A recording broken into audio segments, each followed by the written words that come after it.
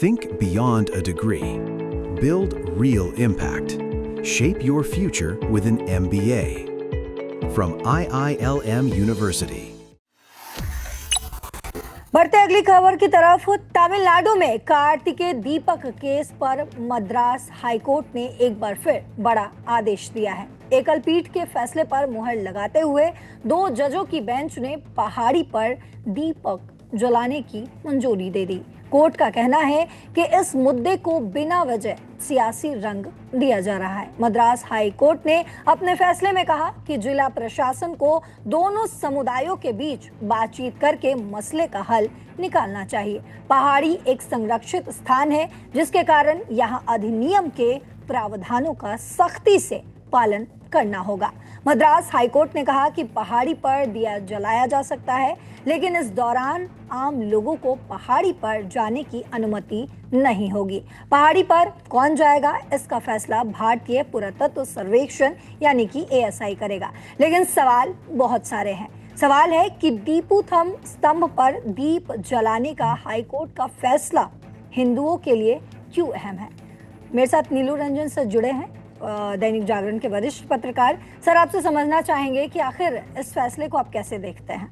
देखिए, बहुत बड़ा फैसला है ये बहुत बड़ा फैसला है। और जो मंदिर है वो मुरुगन जो स्वामी हैं, जो सबसे बड़े देवता माने जाते हैं तमिलनाडु में, तमिल में, और सभी लोग, सभी जातियां, सभी अक्रॉस द लाइन जो है कास्ट, और सब लोग मानते हैं उनको कि वो भगवान है वहां के, उनसे जुड़ा हुआ है। और इस जगह का जो वर्णन है वो लगभग ईसा पूर्व जो संगम साहित्य लिखा गया था वहां भी है कि मुरुगन जो देवता भगवान है उनका वास है। अब समस्या ये है कि ये जो जगह है इसमें पहाड़ी के ऊपर में एक दरगाह बना हुआ है, मजार कोई है वहां पे, शासक कोई थे उनका, और उसमें जाने के लिए सीढ़ियां हैं। ये 1916 से ये केस चल रहा था और प्रिवी काउंसिल लंदन तक अंग्रेजों के समय में गया और ये फैसला आ गया कि पहाड़ी पे जो बना हुआ है दरगाह है जो भी है उनका, और जो सीढ़ियां जाने तक है वही केवल उनका है, मुसलमानों का है। और बाकी पूरा पहाड़ी एरिया जो है वो हिंदुओं का है।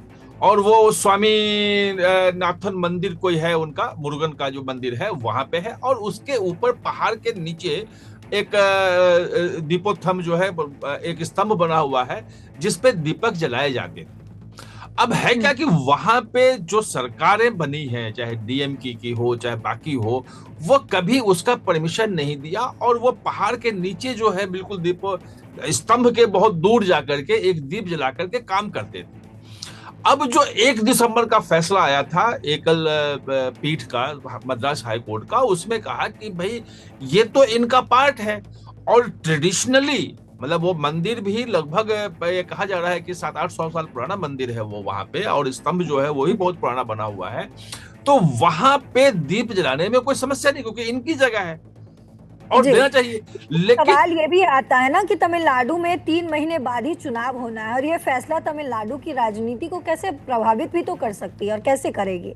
नहीं, ये जो हो रहा है ये इसी कारण से हो रहा है कि तमिलनाडु में 3 महीने बाद चुनाव है, और चुनाव में जो है वो मुस्लिम वोट बैंक डीएमके का गठबंधन जो है उसको उसके पास रहे। लगभग 6% मुसलमान है वहां पे, वो उनके पास रहे। बहुत 6% बड़ी संख्या होती जो उन्हीं को जाती थी। एक वहां पे एक्टर विजय पार्टी लेके आए हैं, वो जो खड़ा कर रहे हैं वो ईसाई माना जा रहा है, जो कि ईसाई समुदाय से आते हैं, कि ईसाई वोट बैंक जो डीएमके गठबंधन के पास जा रहा था वो खिसक सकता है, वो भी 5-6% है।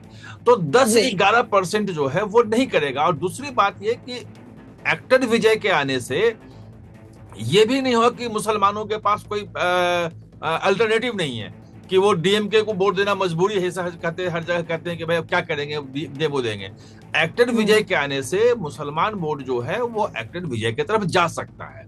और इसलिए आप देखें कि हाईकोर्ट के फैसले, एकल बेंच के फैसले के बावजूद वहां डीएम और एसपी ने वहां पे दीप नहीं जलाने दिया, उस पे कंटेम्प्ट का केस हुआ। फिर वो डबल बेंच में गए, सुप्रीम कोर्ट से भी नहीं मिला, और वहां पे जो तुष्टीकरण है उसके लिए जो जस्टिस थे उनके खिलाफ लोकसभा में महाभियोग का प्रस्ताव लाया गया बिल्कुल। जबकि इनको पता है कि महाभियोग के लिए जो संख्या है वो विपक्ष के पास नहीं है। और उसके बाद तमाम लगभग मुझे ध्यान है कि 100-125 जो रिटायर्ड जजेज हाई कोर्ट के, सुप्रीम कोर्ट के हैं, उन्होंने प्रोटेस्ट किया, उन्होंने लेख लिखे, उन्होंने सुप्रीम कोर्ट को जजमेंट दिया कि एक फैसले के लिए कि जज वो कोई फैसला दे रहा है, इम्पीचमेंट जो होता है, महाभियोग होता है, वो होता है कि करप्शन के आपके पास चार्जेज हो या आप नाकाबिल हो, कोई चार्ज नहीं है। एक फैसले पे लेना चाहेंगे आपसे कि भारत इसे क्यों आखिर पूरे देश के हिंदुओं की जीत बता रहा है? देखिए, भाजपा पूरे देश के हिंदुओं की इसलिए है क्योंकि उसका वहां हिंदुओं में बड़ी मान्यता है, उस जगह की, मदुरई का जो मंदिर है उसकी।